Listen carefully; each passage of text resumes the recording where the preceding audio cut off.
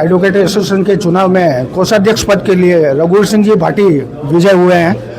बात करते हैं इनसे।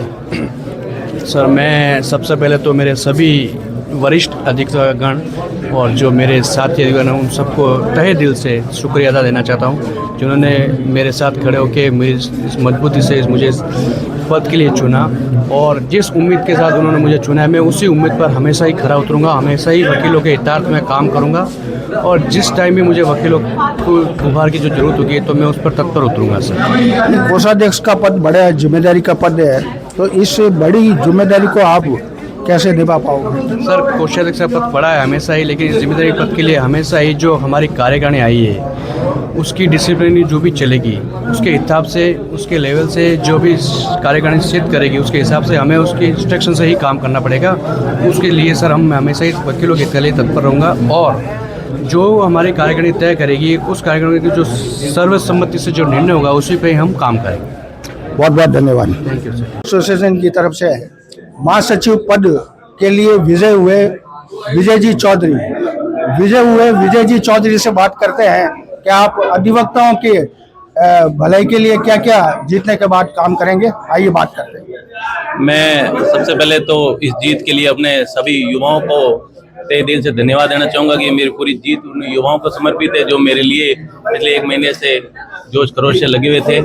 मैंने अधिवक्ताओं के लिए 12 संकल्प के रूप में एक लेटर के साथ जारी हुआ हूँ, एक घोषणा पत्र के साथ जारी हुआ हूँ जो 12 संकल्प पूरे करने हैं, जिसमें अधिवक्ता संरक्षण कानून सबसे मेरी पहली प्राथमिकता है। दूसरी, 3 से 4 साल से जो चैम्बर अलॉटमेंट अटका हुआ है उसको 60 दिवस के भीतर पूरा करने का टारगेट है। अधिवक्ताओं के यहाँ जो बेसिकली जो लाइब्रेरी है वो अपग्रेड नहीं है तो उसको अपग्रेड करना है। पूरी एसेशन को ऑनलाइन करवाना है। सारे कार्य प्रणाली, जो डिक्लेरेशन प्रणाली, जो भी फॉर्म भरे जाते हैं वो सारे ऑनलाइन करवाने हैं।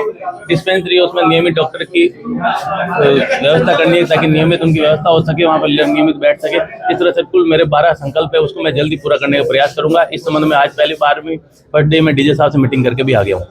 और युवा अधिवक्ताओं के बारे में आप क्या कहेंगे? युवा अधिवक्ता मेरे लिए सबसे महत्वपूर्ण है क्योंकि मेरी जीत में सब कुछ युवाओं का योगदान है।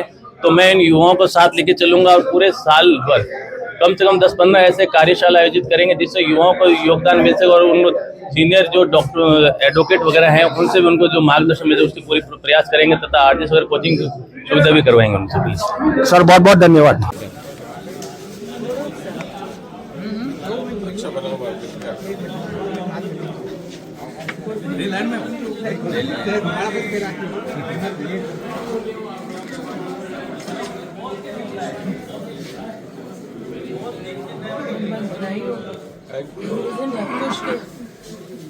लवकुश के डायस पे चर्चा चल रही है, वो ध्यान है।